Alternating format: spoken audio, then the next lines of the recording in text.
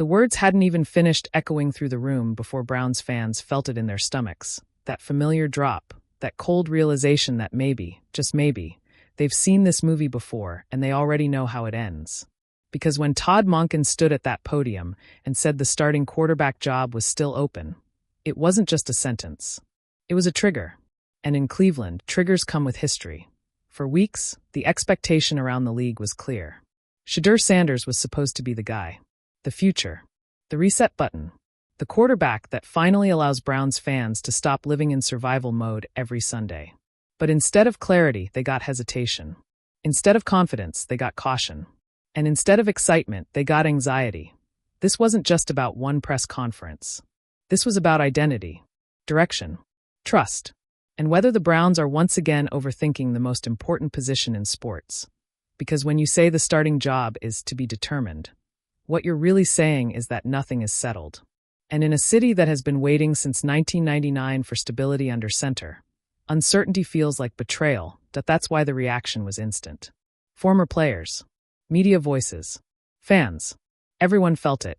But one voice cut through louder than most. Emmanuel Acho didn't mince words, and he didn't soften the message that he looked at Todd Monken's comments and saw a ghost. Not a metaphorical one. A very real one.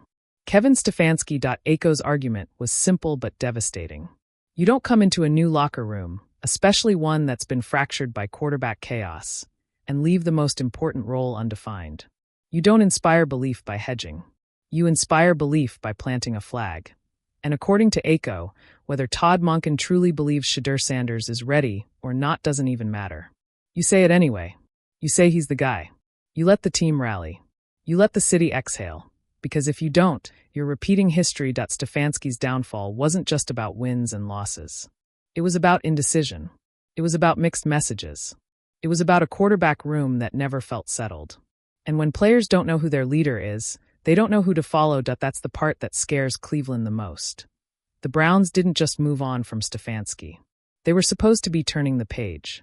A new voice. A new philosophy. A new era. But when Todd Monken echoed the same ambiguity, the same wait-and-see language, it felt less like a fresh start and more like a sequel nobody asked for. And the irony here is thick, because Todd Monken knows Shedeur Sanders. Really knows him. This isn't some unfamiliar rookie he's still figuring out. Back in Baltimore, Monken was one of the voices pushing for Sanders. He admired the skill set, the poise, the processing, the edge. He saw potential before the draft hype exploded. The reason it didn't happen back then had nothing to do with talent. It had everything to do with timing. Sanders wasn't coming in to sit. Not behind Lamar Jackson. Not in a system built around an MVP. The Ravens moved on, and Sanders took a different path. But Monken never forgot him. Fast forward to now. Different city. Different colors. Different expectations. And somehow, the same hesitation. That's what makes this decision feel so confusing to fans. If you believed in him then, why not now? If you saw the upside, why not commit? Unless the plan was never to hand him the keys right away. And that's where this gets complicated. Because when Monken talks about the quarterback position, he doesn't talk about arm strength first. He doesn't talk about highlight throws. He talks about leadership. The it factor. The moments when the game tightens and everything speeds up. 2-minute drills. 4-minute situations. Pressure moments. The times when everyone in the huddle looks at one person and believes that's the standard he's setting publicly. And by setting it, he's implicitly saying that no one has met it yet. Not Shedeur Sanders. Not Deshaun Watson. Not Dylan Gabriel. Nobody. And that's a dangerous message, because quarterbacks don't just develop on practice fields. They develop in belief. In trust. In ownership. When you tell a young quarterback that the job is his to lose, you empower him.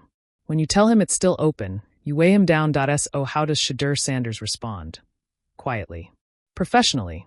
But with a tone that tells you he hears everything. Sanders hasn't fired back. He hasn't complained. He hasn't gone public with frustration. Instead, he's done what great quarterbacks learn to do early. He internalizes it. He uses it. He stores it. Bad news doesn't always show on the surface. Sometimes it sharpens focus. And that might be the most dangerous version of Shedeur Sanders yet. Because this is a quarterback who has lived under the microscope his entire career. A quarterback who has been doubted, questioned, and dissected since high school. Pressure isn't new to him. Expectations aren't foreign. And adversity? That's familiar territory. The Browns, whether they realize it or not, may have just lit a fire they're not prepared to contain. But the risk isn't about Sanders failing. The risk is about the organization failing him. Cleveland has been here before. Talented quarterbacks, confusing plans, shifting messages, and eventually wasted potential. The city doesn't want promises anymore. It wants direction. That's why Acho's warning resonates so strongly. Because if Todd Monken believes he can come in, repeat the same patterns, and still expect different results, he's underestimating both the locker room and the fan base. Cleveland isn't patient with uncertainty.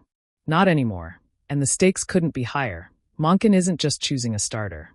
He's choosing his identity as a head coach. Is he decisive or cautious? Is he bold or calculated? Is he building around a future or hedging against failure?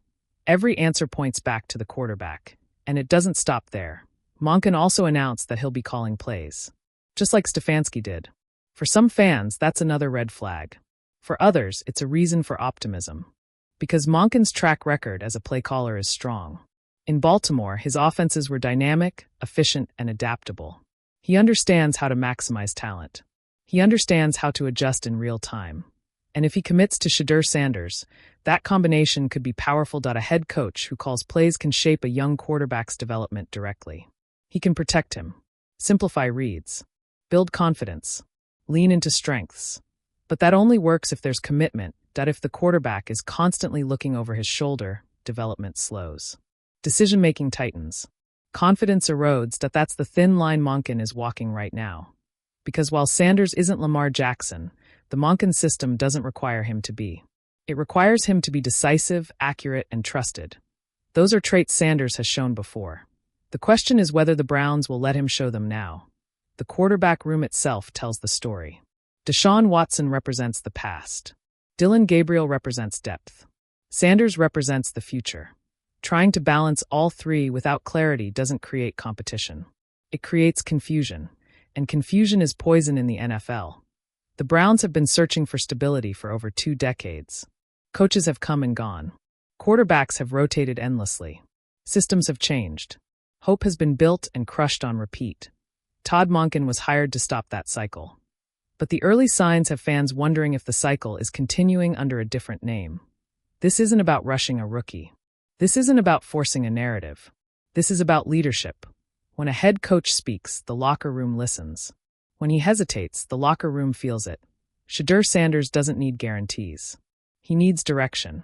And Browns fans need honesty. If Sanders isn't ready, say it and explain why.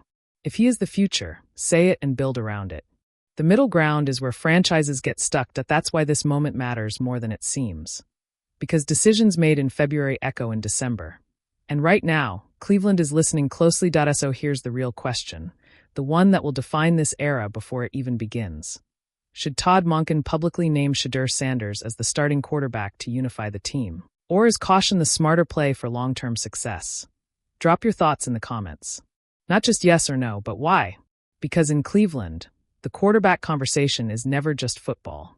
It's personal. And here's where the story takes another turn that nobody in Cleveland can ignore. Inside that locker room, players are watching every word, every tone, every hesitation. Veterans want stability. Young players want direction. And when the most important position remains unsettled, the ripple effect touches every meeting, every practice rep, every sideline conversation. Because leadership in the NFL is rarely announced loudly. It's felt quietly through clarity. Some teammates reportedly believe Shedeur Sanders has already shown flashes of that command. His preparation habits, the way he communicates during walkthroughs, and the calm presence he carries even when the spotlight grows hotter have not gone unnoticed. Quarterbacks earn respect long before they earn starting titles, and in many ways Sanders is already competing for influence beyond the depth chart. But influence alone doesn't win games. Execution does. And Todd Monken's offense is built on precision timing, smart decision-making, and trust between play caller and quarterback. If Monken ultimately leans into Sanders, he'll be betting on growth over familiarity. He'll be betting that a young quarterback can accelerate quickly enough to match the urgency of a franchise desperate to return to relevance. Meanwhile, Deshaun Watson's presence adds another layer of tension. Experience matters. Veteran leadership matters. And for some within the building, the idea of handing everything to an unproven starter feels risky. That internal debate is part of what makes Monken's public hesitation understandable, even if it frustrates fans craving certainty. The coming weeks will reveal more than any press conference ever could. Training camp battles, preseason performances, and behind-the-scenes evaluations will shape the final decision. But perception is powerful, and right now the perception is that Cleveland is standing at a crossroads once again, unsure whether to sprint forward or cautiously look back. For Shedeur Sanders, the mission is simple even if the path is not. Control what can be controlled. Dominate practice. Show command in the huddle. Earn belief not through promises, but through repetition and results. Quarterbacks often say competition brings out their best, and this moment may become the defining stretch that proves Sanders is ready for the weight of the franchise. And for Todd Monken, every decision from this point forward will be magnified. Fans are watching for signs of conviction. Analysts are searching for consistency. And the players themselves are waiting for the moment when the leader of their offense is clearly defined. Because once that moment arrives, the Browns can finally shift their focus from internal uncertainty to external competition, from debates about potential to actual football victories that reshape the narrative surrounding this team.